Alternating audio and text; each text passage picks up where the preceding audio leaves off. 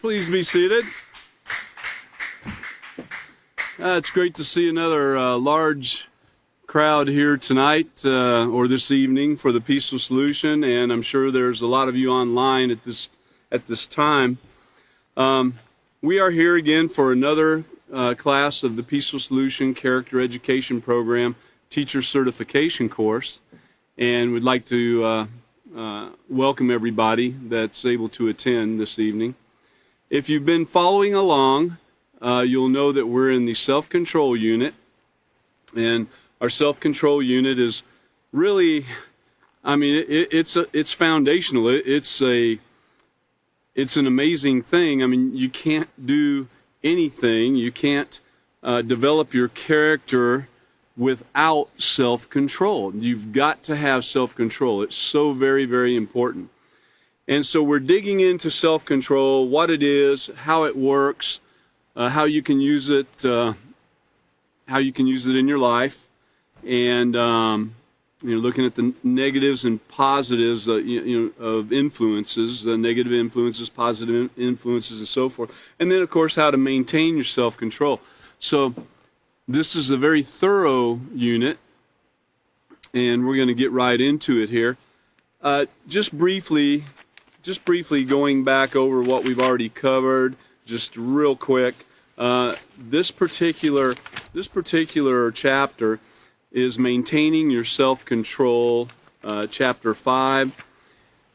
And so, it starts out talking about influences. Influences, of course, is something or someone who can affect the way you think, feel, and act. Excuse me. Then we talk about what are positive and what are negative influences. Excuse me. And then a little bit about where these influences come from. Of course, influences are all around us, as we know. In everything, in sounds, in smells, in what you see, what you put yourself in front of, the people around you, family, friends, co-workers, billboards, whatever. Everything is an influence. Whether it's negative or positive remains to be seen. And then, of course, talking about the violence that we see in the movies and video games and so forth, and helping you to understand it's not as harmless as you might think. So, moving on, we talked a little bit last class about more than just a great beat. We talked a lot about the music and how music plays on your emotions, and how people really respond to music.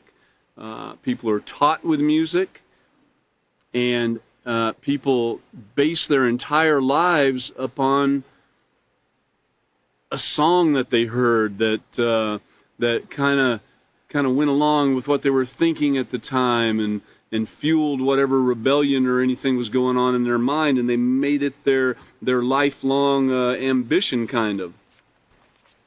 And then, of course, here's what it all boils down to, and some of the consequences that come from that music and the violence and so forth, and the violence in the music. We ended up on page 128 actually 129 briefly, but mostly 128 last week. Self-control is the key, and then understanding the main point, of course, and talking once again about negative influences and how we should react to those negative influences when they come our way. So, to get things started off now this week, let's go on back to Lesson Plan 5, page D. And we'll just look at Procedure 6 again. Have students read the section entitled Self-Control is the Key, found on page 128. We did that. And then write the REACT acronym on the board. Of course, we don't have that, but we have it on we don't have a board there to write it on right now, but we do have our REACT acronym on page 129 in our self-control unit. By the way, for any of you that don't have a self-control unit in front of you, or if you have a computer, you can go on the computer and find the drop-down menu up the upper right, I believe it is, and you should be able to download the book, or at least bring it up where you can see and follow along. So by using self-control, we can learn how to react to negative influence so that we're not swayed to make choices that we will regret. And the self-control is the key to being able to resist negative influences and maintain positive moral character. And so one of the things we'd like to get across to our students, teachers of the peaceful solution, we've been learning a long time. We've been practicing the peaceful solution. We've been putting it to work in our life. And we know that there's ups and downs, curveballs and pitfalls, and we know that we're going to need to give ourselves a little bit of room, as we make mistakes and bad choices along the way while we're learning. Now, what we're trying to get across to our students too is to let them know not to be quite so hard on themselves when they find that they've made a mistake. Yes, understand it took place.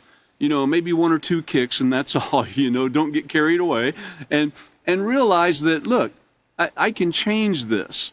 I can stop whatever's taking place right now, and I can move forward by practicing self-control. Hey, okay, I didn't practice it too well, and I got started playing this video game here. I just need to stop right now. I know this thing is wrong that I'm doing, all this violence and everything. There's no benefit to it, and put it aside and move on.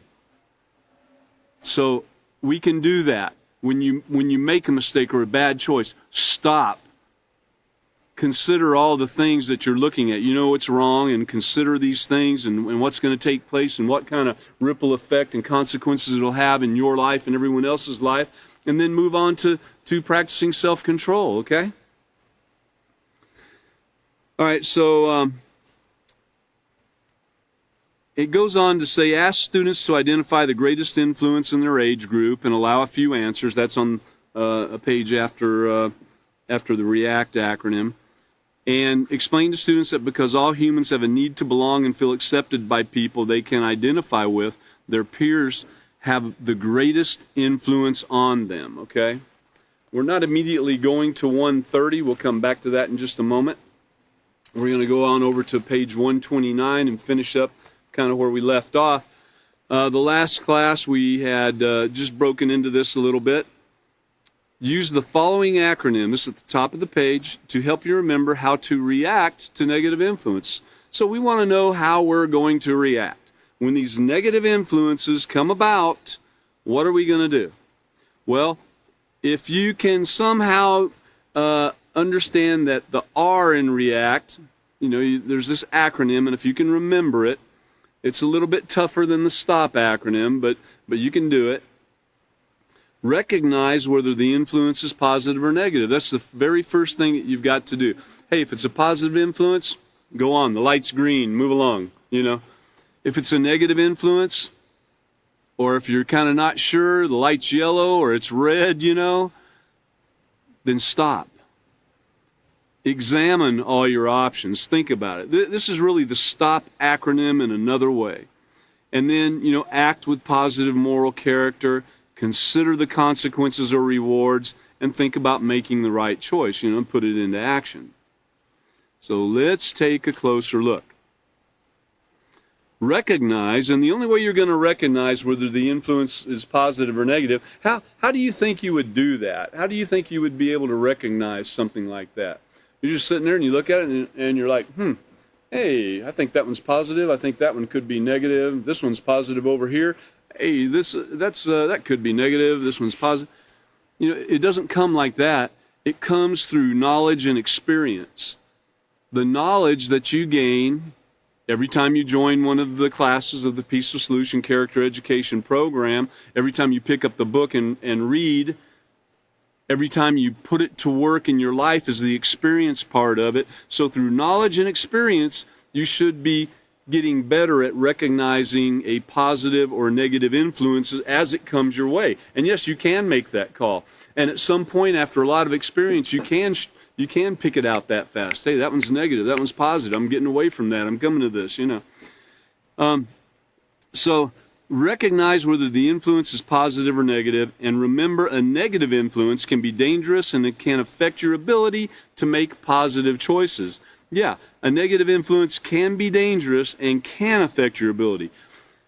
If there's a negative influence out there, it doesn't mean that you have to take hold of it.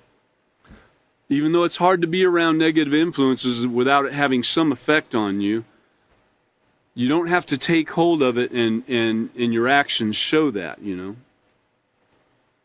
So it can affect your ability to make positive choices. A positive influence shows value for life and encourages the building of moral character.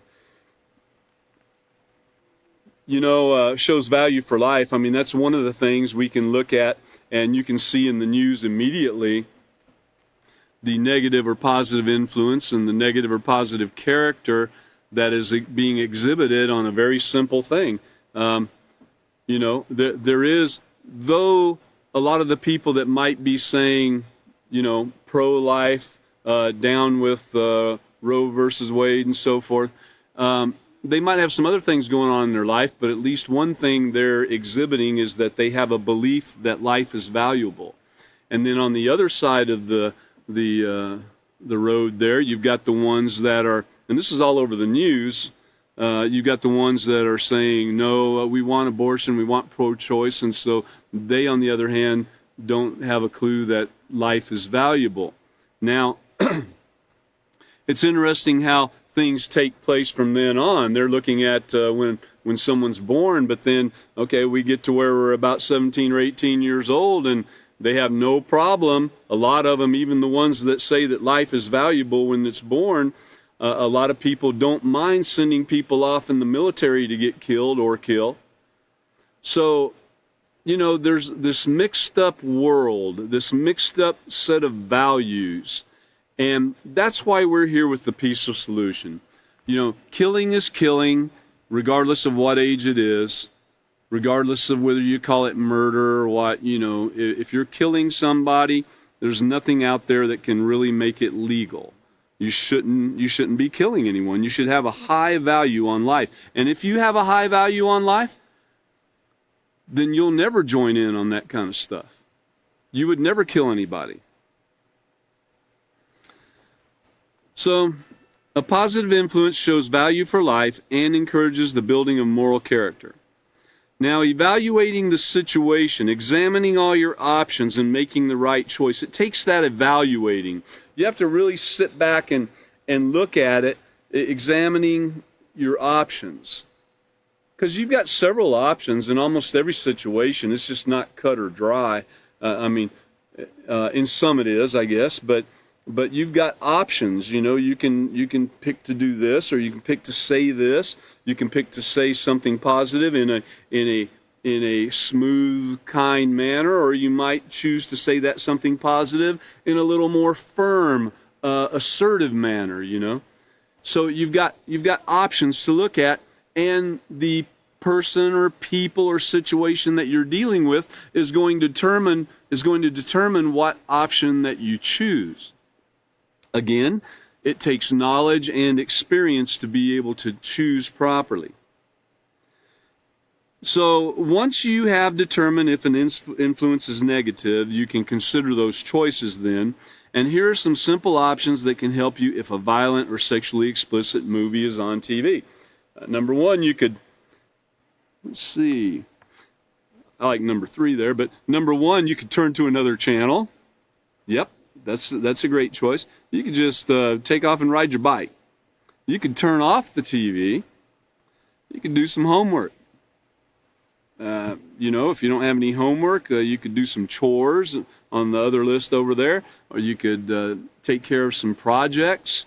For some of us older people, we might have some projects we do here a little, there a little on, and we could go do a little bit on one of those. Read an appropriate book, bake some cookies, go for a walk, cook something, whatever. Find something positive to do. And then we go on to the A, react, the acronym. The A in react is act with positive moral character. Now, to be able to act with positive moral character, of course, you have to know what moral character is. Once again, needing that knowledge, and of course, with the experience, you notice it pretty quick. Page 14 in our character unit, and there's several notes here that revert back to the character unit in our self-control unit here. On page 14, this whole section right here in the character unit is focusing on character, of course, and the positive side of character, these first few pages, and then it goes into looking at the negative too. But on page 14, it talks about the positive side of character. Your character is made up of many different qualities, and they are called character traits. Character traits can either be positive or negative. Now, for those of you that have been here a while and been coming to the classes, and all this is very basic and might seem very simple, but at the same time, it's something that you can't get enough of. It never hurts you to go back and look at the basics again, the very basics. So character traits can be either positive or negative based upon your values, what you've been taught, your choices, and your experiences. The key to having moral character is to develop positive character traits, which there's more than one. You don't just jump on it one day and say, I think I'm going to be moral from now on. You don't do that. You've got to develop this positive moral character. And you start out by looking at these positive moral character traits, and then you start doing what it takes to put these to work in your life and to develop them as part of your character. So when you demonstrate these traits on a consistent basis, you'll be known as a person of integrity. That's enough there.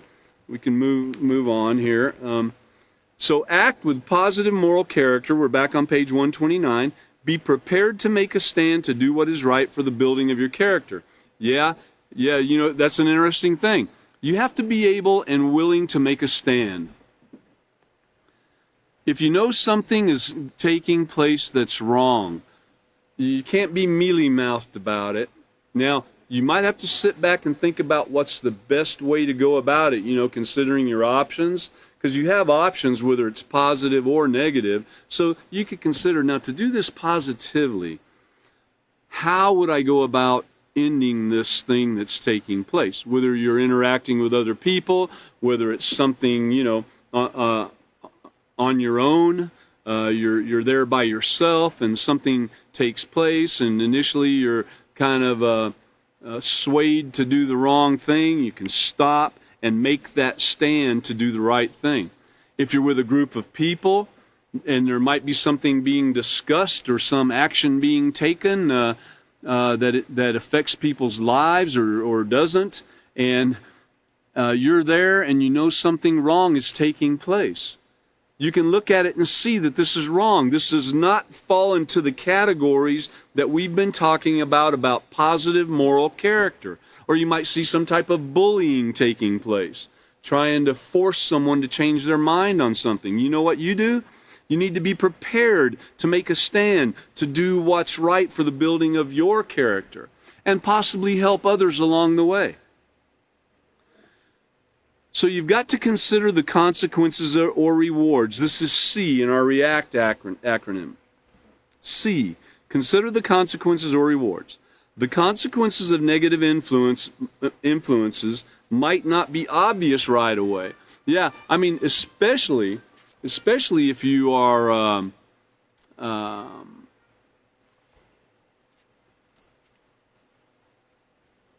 especially if you don't, it might be something that's a little more subtle.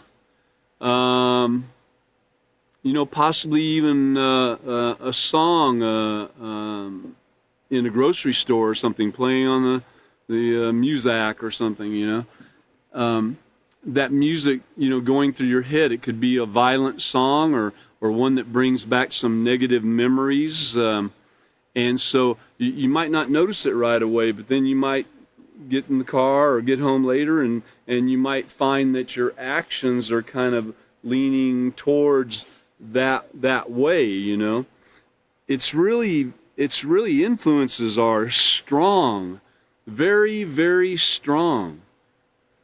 And that's the thing we have to remember. They're nothing to play around with. So the consequences of negative influences might not be obvious right away. For example, the effects of watching violent movies might not be evident until you react violently to a situation. And you'd be like, man, why did I do that? Where'd I get that from?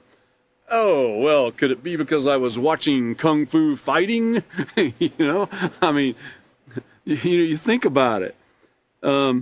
Rewards might not always be tangible.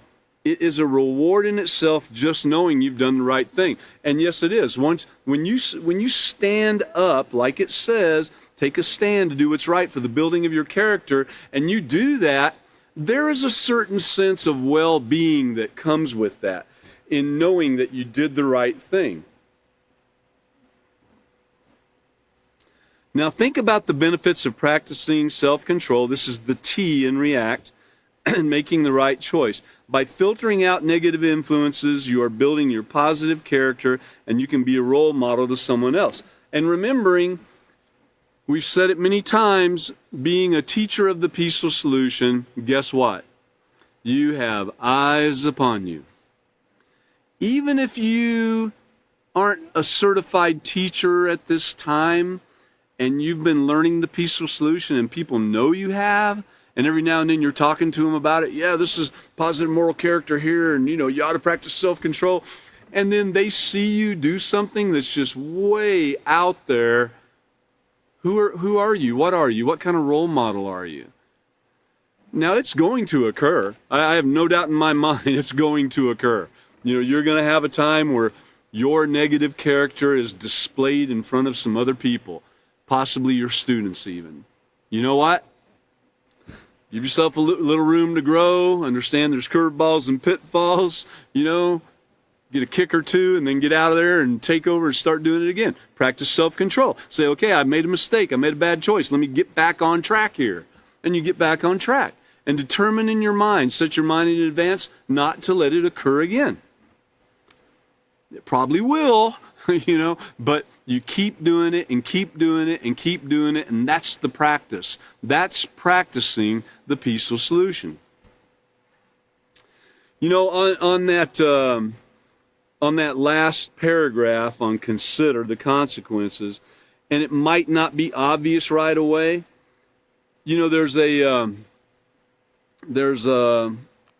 the character unit. Hold on just a minute, please. In the character unit on page 106, it talks about the ripple effect. So the ripple effect, I'm just going to read a little bit of this to you, but two of the most devastating results of negative character in our society and our world are violence and crime. The ripple effects from violence and crime have an impact on everyone. So you might not even know what effect your actions have been on somebody else around you that went home and then had a negative effect on that person, someone at home, or then that person went to school the next day and they had a negative effect on somebody else. It just kept on going, man. A ripple effect. Anything from, you know what, you can study the negative character traits, and you can look and see what's negative. I mean, if you're talking negatively about somebody, is that positive or negative? Oh, you're talking negatively about somebody. Must be negative. If you're talking positively about somebody that's building them up, then that's a positive thing. There's nothing wrong with that. Let's read just a little bit more of this. When a dishonest person steals someone's possessions, the crime of theft does not stop with the victim. The victim will most likely become afraid and overprotective of their belongings, and this fear and distrust will ripple outwards to friends, families, neighborhood. And everyone in the neighborhood is out buying cameras for their doors and alarms and going out and buying guns so they can carry them on their side and feel safe, That's what it leads to. It's a ripple effect. And so looking back at C on page 129, considering the consequences, considering that it might not be obvious right away, keep it in mind what this might lead to, what your choice might lead to. Yes, positive choices ripple outwards too, but the negative are the ones you hear about. Before we turn over to page 130, let's go back over here to the lesson plan. Lesson plan 5, page D or E. Up at the top, procedure number 7. Instruct students, halfway down the paragraph, instruct students to turn to page 130 and read the section Conformity and Peer Pressure. You know, this is a big deal, conformity and peer pressure. Have students complete the activity accompanying this section and discuss the answers and play the narrative. Of course, there's a narrative here that's several pages long called Promise Me. We're not going to read that tonight, but I encourage you to read it. Those of you online, download it and read it. It's a great narrative, a great story, kind of explaining some things about what we're talking about. So, looking back at conformity and peer pressure, let's go ahead and go to page 130. At the very top, the next significant source of influence that affects your age group or all age groups, okay, comes from conformity and peer pressure. Like TV, movies, and songs, conformity and peer pressure can affect your ability to develop a positive character. Conformity, I heard it described one time by one of the teachers that conformity, he said, think about a sock, you know. Here it is, it's just a blob of cloth, really, you know, that's got some type of form. But when you slip it on your foot, it conforms to your every little bump and crevice and wedge and everything in your foot. It conforms to it. And that's what conformity is. That's what it does. When you might be, you know, kind of a certain way, and then you get around a group of people and they're doing certain things and you start conforming to that every little bump and wedge, you know, that great personality you had or you have starts actually affecting your character by conforming and doing the things that the group wants you to do through peer pressure. Let's continue on here for a minute. Conformity and peer pressure. I'm not a robot. Nobody pushes my buttons. Well, to conform is to change your beliefs, attitudes, and actions in order to meet certain standards. All people conform in one way or another. Conformity is a normal part of the way we live and function. I remember back when the mask mandates first came out for COVID-19, and even when we had class, people were wearing masks. They were conforming to what the current law or the current executive order by the governor or the current building that we were in and so forth. Whatever the requirements were, we were conforming to that by wearing masks when we came to class. And many people wore masks even when they weren't around other people on the outside, you know, conforming, you know, even more and probably going a little, you know, over and above, which was not harmful. And that's just one little example right there. But all people conform in one way or another. Conformity is a normal part of the way we live and function, and in order to stay in business and make a profit, clothing designers, automobile manufacturers, and the movie industry all depend on our need to conform to popular trends and styles.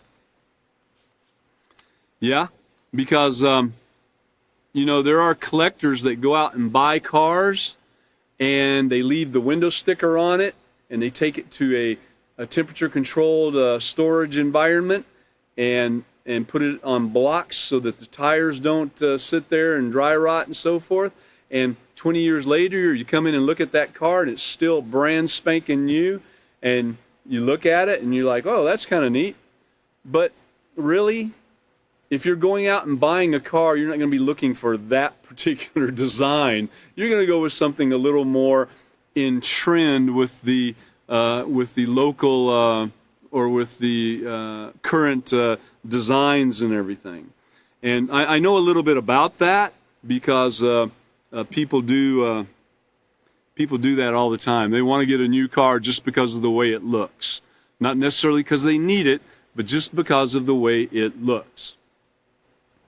All right. So what you are willing to conform to is based upon your character, your values. Remember, we talked a moment ago about values, and we're going to talk a little bit more about it too. You know, everyone has a value system, and you grew up with it, and that's how it got formed. We'll talk about it in a minute, but so based upon your character, values, and how you're influenced. For example, a certain designer has a popular line of clothing, and because you value your appearance and staying up to date with the latest fashions, you are influenced to buy that designer's clothing. By doing this, you have just conformed to the standard of what is considered popular. Okay? So you need to look at, before you do that, you need to look at it and realize that the popular standard, those things, especially with clothing, just because it's popular doesn't mean it's right. You know, you need to look at that clothing and see, you know, is it by wearing this, am I going to be a modest person or an immodest person? Am I going to be what type of personality will people determine that I have based upon the clothing they see me wear? We've had whole lessons, and there's even more coming, about what clothing, what it does, you know, how it can affect the way people perceive you to be just by the clothes that you wear. Going back to our character unit again. Told you we'd be going back to it a few times. Right there's a great spot for character versus personality. Page 25 in your character unit really does kind of break down the difference between character and personality. Of course, it's not, you know, a couple paragraphs isn't going to do it. You got to go back and study this, and you got to put it to work in your life. But character versus personality. It's important to distinguish between an appealing personality and a positive character. Keep in mind that personality is what we notice right away when we meet someone. It's how we present ourselves to others. In fact, if we meet someone who appeals to us, after only one conversation, we think to ourselves, oh, wow, they seem like a nice person. Character, on the other hand, is what helps you determine what's right and wrong. And character defines the way you treat yourself, the way you treat others, and it dictates your moral and ethical beliefs. It's not easy to recognize a person's character as it is to recognize their personality. And true character is hidden behind sometimes a fictitious personality. That's how a con artist operates. That's how they operate.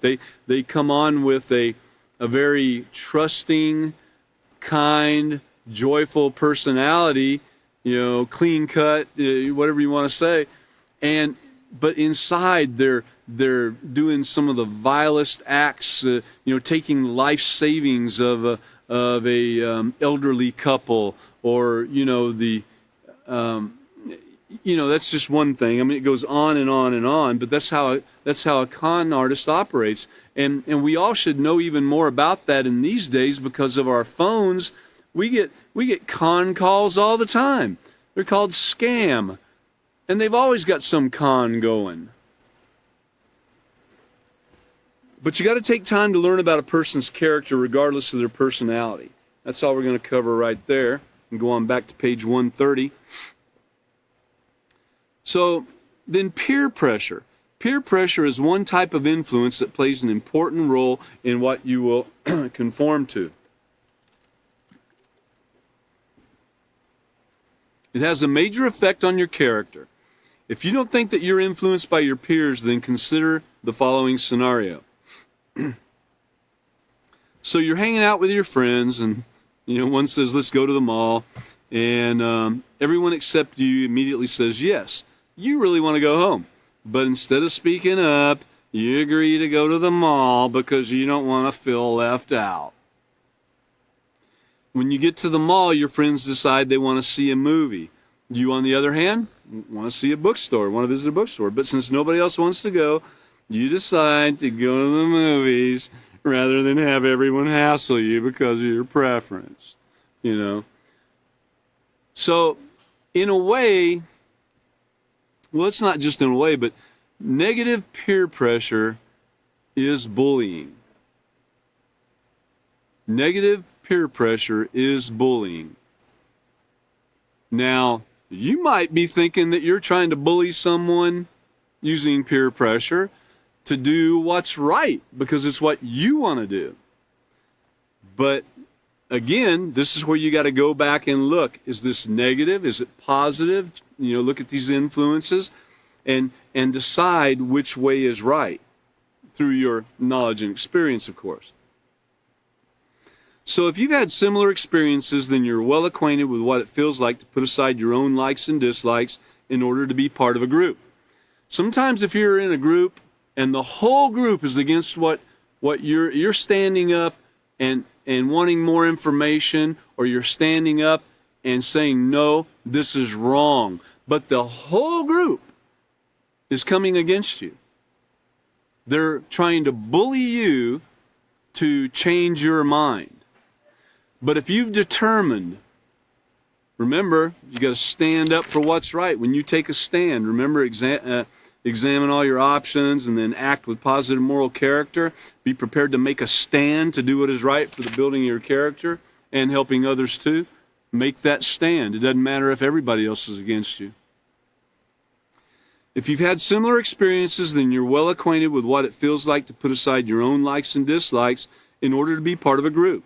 Thinking that you have to go along with everyone else, no matter how hard they make it, no matter how they make everyone think you're just stupid, but to go along with everyone else in order to fit in or to avoid feeling as if you're weird makes peer pressure a very important issue. In fact, on page 70, again in our character unit, I told you, might as well have it handy on some of these classes. Page 70 in our character unit discusses peer power and how powerful it really is. As you get older, you rely on friends more for companionship and acceptance, which we have a whole unit on acceptance that we just got through with. And it's nice to be around others who are fun and share similar interests and personality traits as you. Having friends is great, but friends can also influence each other in negative ways. Remember, an influence is anything that can affect the way that you think, feel, and act. Anything that can affect the way you think, feel, and act. On some of the classes, we've pointed it out before, but it comes from the word influence, comes from an old Latin word, I believe it is. It's influere. Influere.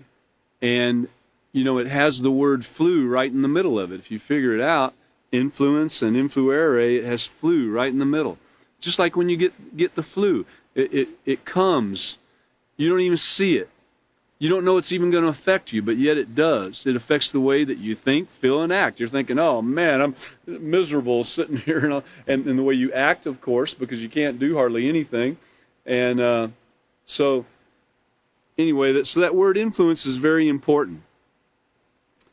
All right, so if your friends accentuate the negative and not the positive traits in their character and encourage you to do the same, they are influencing you in a negative way, and that's called negative peer pressure. Negative peer pressure can come in different forms. So we're not gonna go through all of that, but there's a multitude of stuff in this character unit that deals with peer pressure, setting your mind in advance not to be influenced by your peers if it's negative. If you do, you know, going back to remembering, yeah, okay, I did it, I made a bad choice, made a mistake. Let me stop this right now and turn it around and get back on the right track. You can always do that, okay? So going back to page 130, we actually finished up there on 130, and so we're going to go on over to page 131 that's included in this whole thing of conformity and peer pressure. It's important to understand that peer pressure is not necessarily an external force. It is actually the pressure that we put on our own selves to feel accepted and to fit in. So get that. Think about that statement for a minute. So peer pressure, and we always consider, well, that's an outside force. Well, they're making me do it, or they're trying to get me to do it, and this thing. But the peer pressure, it's actually the pressure that we put on our own selves to feel accepted and to fit in. Because a lot of times, your peers don't even have to say anything. And that pressure's on you to conform, right? They haven't said, hey, Joe Bob, let's go do this, or we're wearing these hats. We got some more over here. They didn't have to say that. You're with them, and you're seeing the things that they're doing, and you don't want to feel weird, so you just move right along with them. And that's that pressure that you put on your own self. Here's an example. Matt has never been an athlete, but at his new school, the students he wanted to fit in with either rode a skateboard, played basketball, or were on the football team. In an attempt to fit in, Matt asked his dad to buy him a skateboard. Now, notice that no one told Matt he had to get a skateboard. Matt chose to skateboard in order to be accepted. He made his own decision based upon that pressure that he felt from being around his peers.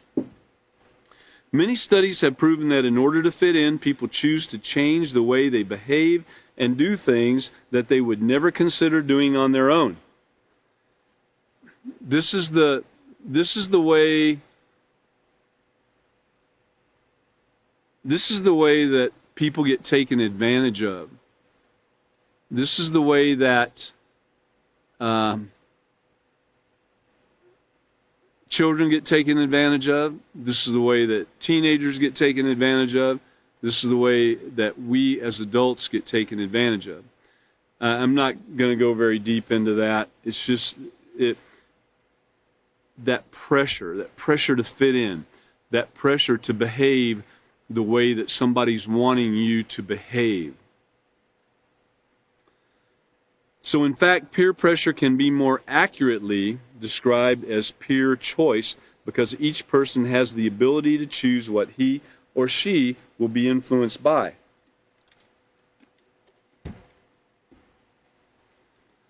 Have you ever considered the ways you conform in order to fit in with your friends? Do you all prefer a certain hairstyle? You can look around at hairstyles. I know a barber, and I know he's looking at hairstyles all the time on people, And just by knowing him and being around him some, I found myself doing the same thing. So I kind of notice when there's one that's kind of off the charts a little bit and everything, where, I don't know, in the past or when I was younger, I might not have noticed it too much. But now I tend to notice when, someone has a mohawk or something, it tends to stand out a little bit compared to most of the guys I know have very conservative hairstyles. So it just kind of stands out. But not just mohawks, by the way. But so what about the shoes or jewelry? Okay, yeah. You know what? I know even now people that buy a certain pair of shoes and everybody else sees it and they're like, man, are those comfortable? I think I'd like to get a pair of those too. And they follow suit and get a pair of those shoes. Do you use certain slang? That's one that really catches on quick, doesn't it? I'm not going to mention all the different slang words, fill your head with it. You might have forgotten about some of it, so we'll just let it go from there. Listening to a particular type of music. These similarities are called shared behavioral patterns and are examples of conformity. And this really is where I consider that values come into play too. Just like, for instance, the music, the hairstyle, well, all these things. Everything here that we've talked about, everything that you do, whether the influence has an effect on you or not, or whether the peer pressure has an effect on you or not, is based upon not only your ability to practice self-control, but also your value system. You got to think about your values. You know, were you raised up, um, you know, listening to a particular type of music? Your whole family listened to it. Your whole family sang it and went out and did shows and stuff on it and all. You know, you were raised that way. It's part of your value system in a hard, heavy way. It's probably going to be hard for you to turn away from that music, you know. You know, let's go back here to the character unit again one more time. That might be the last time I go to it tonight, but we'll just see. Go to page 6 in your character unit. This right here is an amazing thing. This whole thing talking about values and morals. You know, it's so basic. It's towards the beginning, or it's right at the beginning of the character unit. And so that shows right there that it's extremely important. It's one of the first things that you bust into. Well, let's take a look at it for just a minute. Values. Values are what you believe in or feel strongly about. Now, you know, we're seeing people that feel strongly about certain things on the news. If you look at the news at all, you can't help but see you got this group over here, pro-abortion, this group here, pro-life, you got this group, pro-gun, you got this one, anti-gun, you got this one, pro-voting booths, and this one, no-voting booths, and this one, fix the election, this one, don't fix the election. I mean, you know, you got so many things. You got the Republican, you got the Democrat.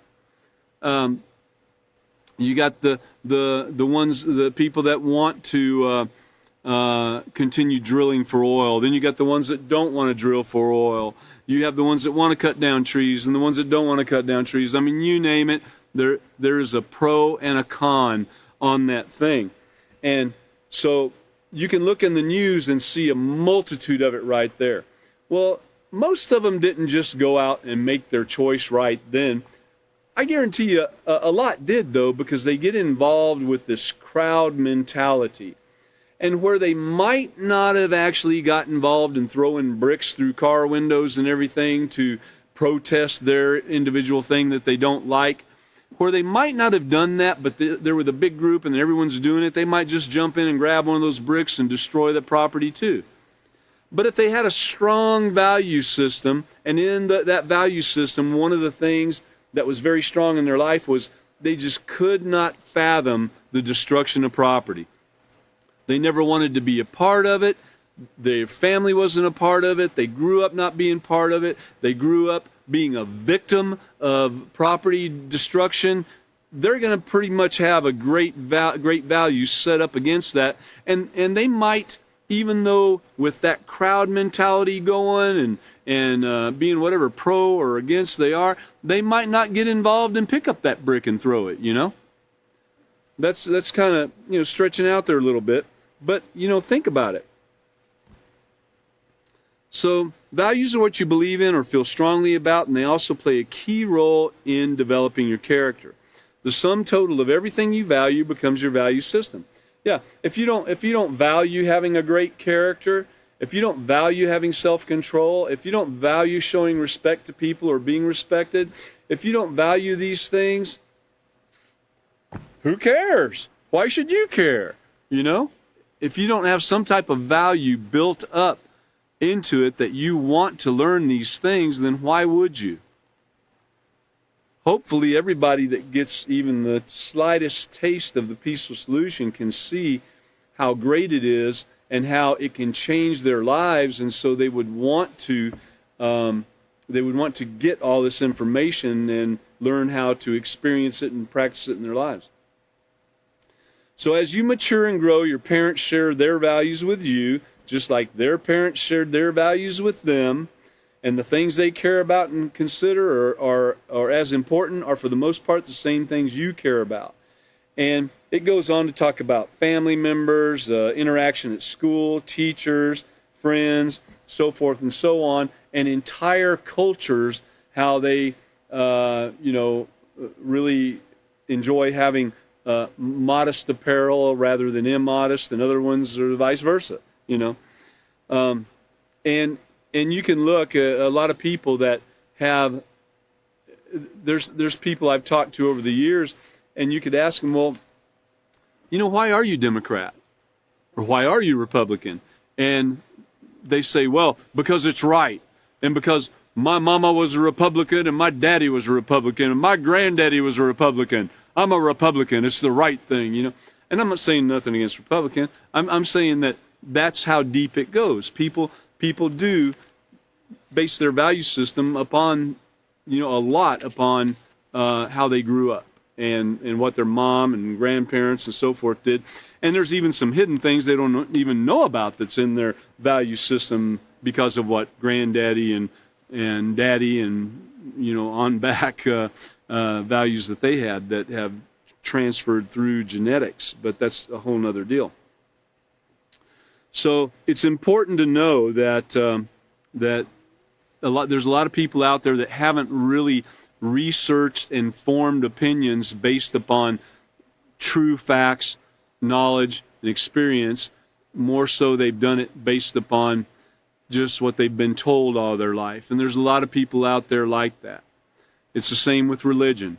Well, my daddy was this religion, so I'm this religion. My granddaddy was this religion too. I'm not going to disrespect them by doing this other thing, So that's how deep it goes. Anyways, back to our self-control unit. Ending up right there, it says these similarities are called shared behavioral patterns and are examples of conformity. And this is where those strong positive values can help protect you. Let's go on over to page 132 and take a look at this these questions, and we'll look at a few of them. And like I said, we're not going to be reading the narrative tonight, but it's a few pages long. It'd be great for you to go ahead and read and really look at it. Okay, so the first question on page 132, to gain a little greater insight into how peer pressure plays a role in our life and what we're willing to conform to, think about this when the question is asked. You don't have to raise your hand and answer anything, but what style of clothes do you and your friends like best? Be honest with yourself. Ask it. Answer it in your head. Write it down if you want to. What type of music do you listen to? All right. What type of music do you listen to? Of course, I've had people tell me, well, I listen to all kinds of music. What recent movies have you seen? Now, this is supposed to be so we can gain a little greater insight about how peer pressure has played a role in our life and so forth. So you need to be thinking along those lines as these questions are asked. What type of activities do you and your friends do in your spare time? What type of activities?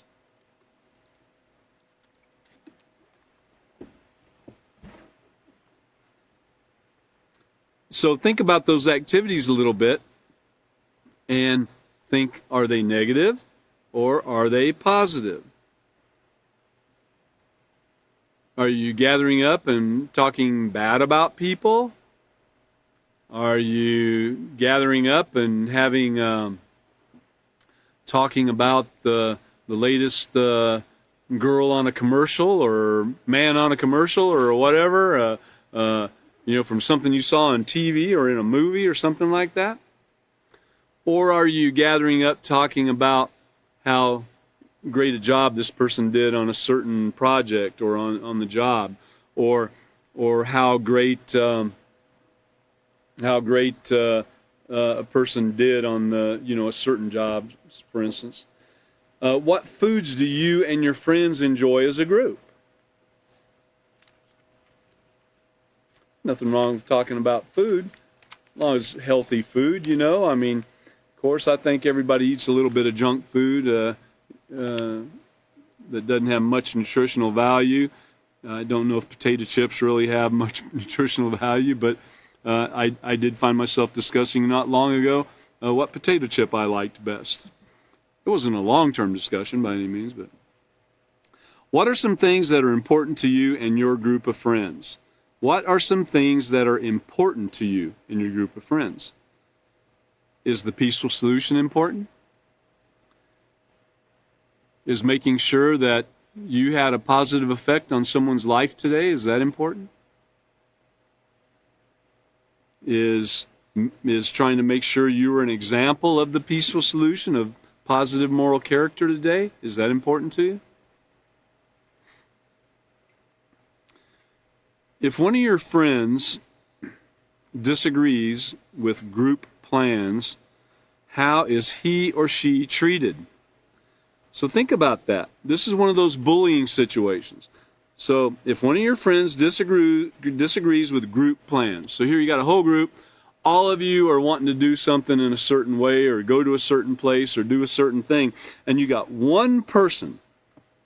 If one of your friends disagrees with the group plans, how is he or she treated? Is that person's disagreement accepted? Or is the group's plan tried to be forced on them through bullying? Think about that one. That's a strong one, because it's hard for a whole group of people that the majority are saying, yes, we're going to do it this way or something. It's hard for them to kind of back down and listen to what one person's saying. And it's also hard for that one person to stand up for what's right and stand up against bullying. Very hard. Everyone will be tested with that at some point in time in their life, I'm pretty sure. So, what can you conclude? Does peer pressure play a role in what you're willing to conform to? Does it? Does it play a role in what you personally are willing to conform to? And then it says to explain your answer, but you can explain it to yourself.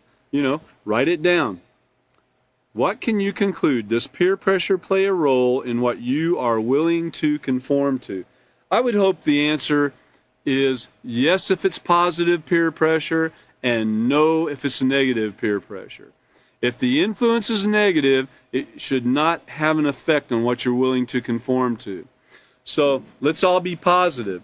Hey, use the STOP acronym. Self-control, stop, think, options, proceed. You thought you were going to get out of here tonight without seeing it one time, right? But anyway, and the REACT acronym that we went through earlier is just like it. It tells you to do the exact same thing. So let's think about these things. Let's think about how important peer pressure is, and if we're being a positive influence by exerting a little bit of positive peer pressure with our friends in a kind, respectful way. If our friends are disagreeable to something that we know is positive, you're never going to force anybody to do something and change their heart and mind. They have to learn. You can present why something is better or why they should, just like we would present to you why not to steal. We would present to you the benefits of not stealing and show you the consequences of stealing.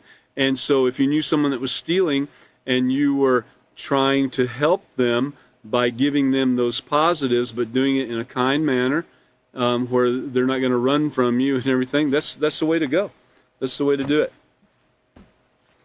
Okay, so I'd like to thank everybody for coming tonight to class, and I hope everybody got something out of it, and you that are striving to be teachers, hope that you were able to pick something out of this where it might help you with your particular student that you're working with right now. Our next class is going to be Sunday night or Sunday evening at 5:30 on 6/29/22. That's this year. So we look forward to seeing everybody. Oh, Wednesday, I'm sorry. I wrote down Sunday. I apologize. Thank you. Let's see, a little bit of positive peer pressure always helps, right? So anyways, look forward to seeing y'all again online here in person, and we're very glad you can make it tonight. Thank you.